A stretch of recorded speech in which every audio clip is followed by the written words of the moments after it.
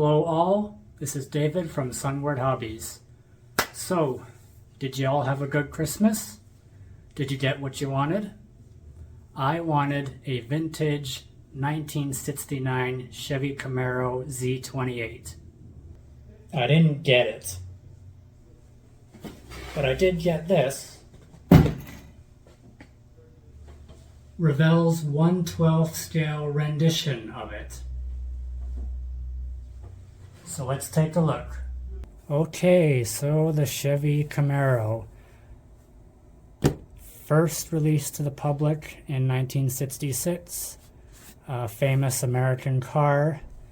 You may have seen it in film as Bumblebee in the Transformers movies, but that's really not much of an honor. Anyway, as they mention, big scale of 1/12, and much to keeping with the tradition of Revell, this is a rebox of an older kit from the 80s. So let's open this up. So for a large scale kit like this, there's actually not as many parts as you might think.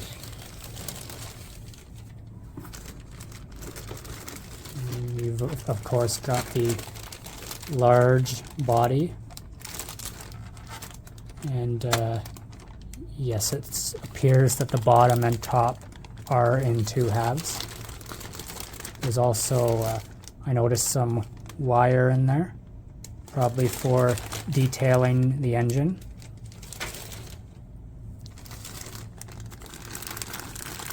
You've got several tires here made of actual rubber.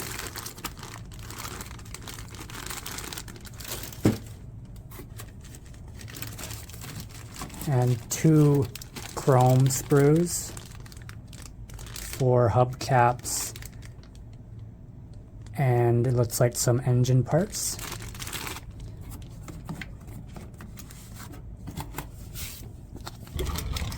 So first thing we're going to take a look at is the body.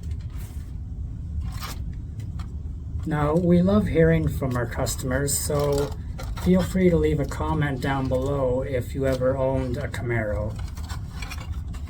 Let us know what year it was, any special memories you had in it, legal ones. So for some reason they decided to squeeze in several sprues into here. I guess it's for protection.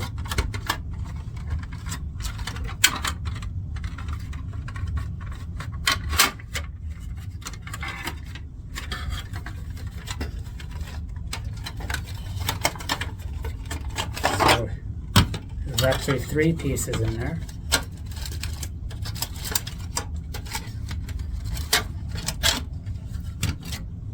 So there's your bottom half. Not bad detail.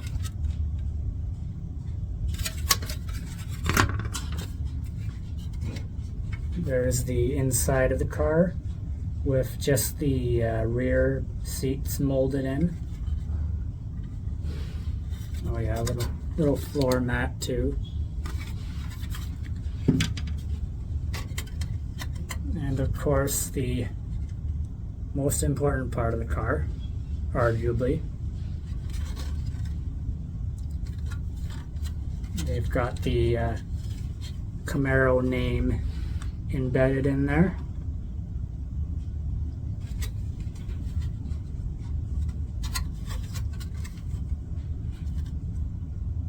Yeah, not bad.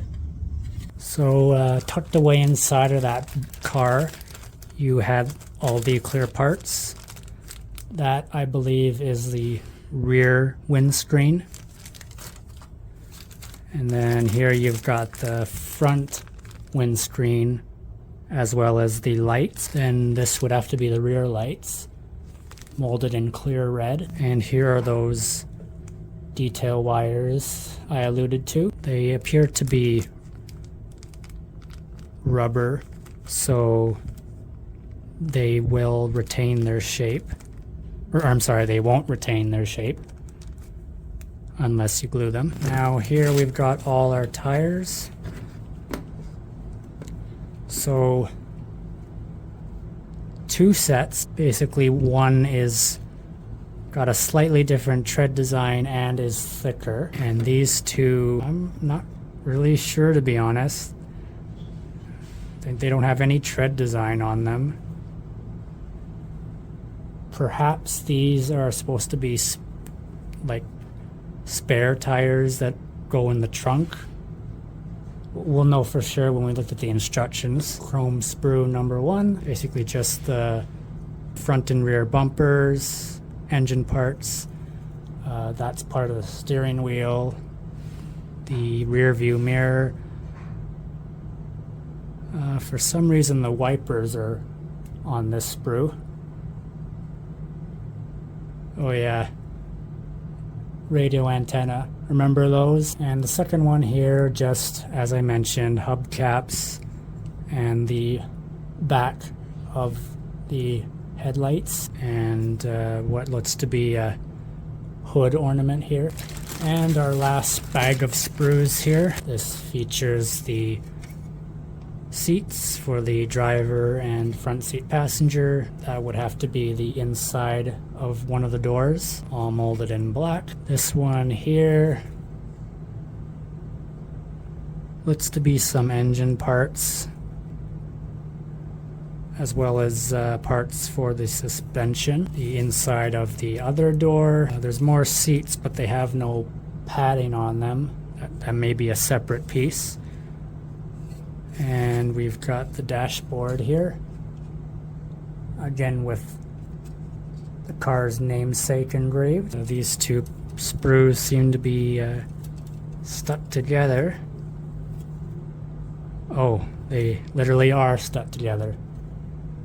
Okay, interesting choice. Makes it a little hard to reach some parts, but okay, Revell. So we've got gas and brake pedals here, steering wheel. This looks to be exhaust piping,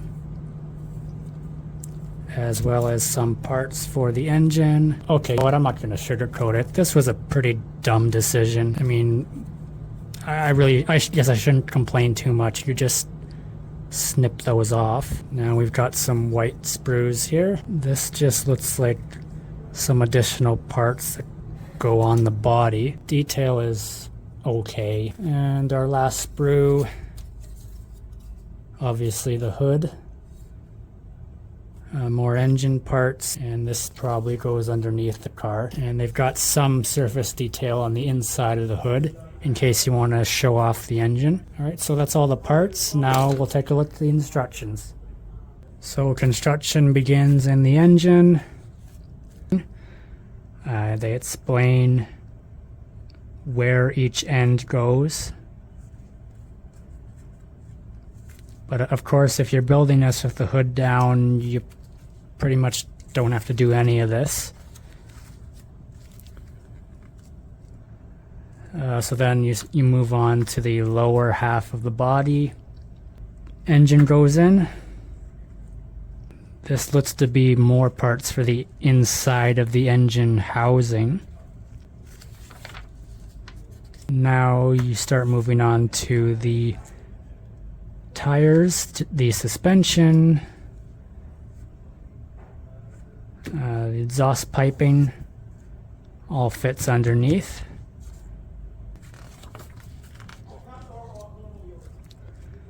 Okay, now here's your dashboard, as well as your steering wheel.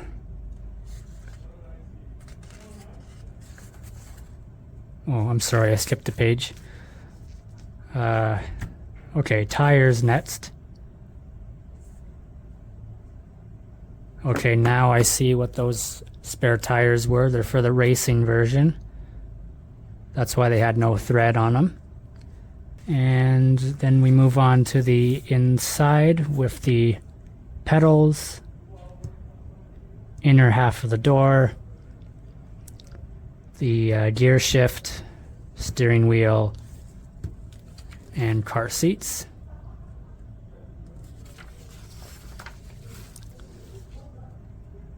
Then the dashboard, and these are the recommended paint schemes for each version, but this is a car, you can do whatever you want. So the front grille goes in next, and then the windows, windshields, the rear lights, tiny little bumper, or I'm sorry, spoiler. Then the inside of the car fits right into the body. Your tires just slip in depending on which version you chose.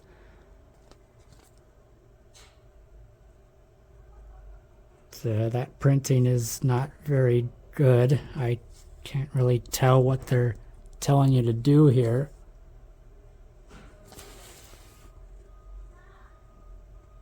So it's something that goes in the bottom. So anyway, the rear bumper goes in next, followed by the little accessories, the door handles, the rear view, side view mirrors, radio antenna, and windshield wipers. And then the hood goes on, depending on whether you want to display the engine or not, all up to you. And here's your recommended paint schemes. Basically, orange for a regular car, black for a street custom, or white for a racer. In conclusion, if you want a vintage car model and have only got about $100 to spare, then check it out. Detail is okay, but it's an 80s Revell Reeboks. You know what I mean. So if you are curious about the price, you'll have to check it out for yourself at Sunward Hobbies by coming in store or visiting online. So thank you very much for watching. Remember to like, comment, subscribe, follow us on our socials, and until the next one, adios.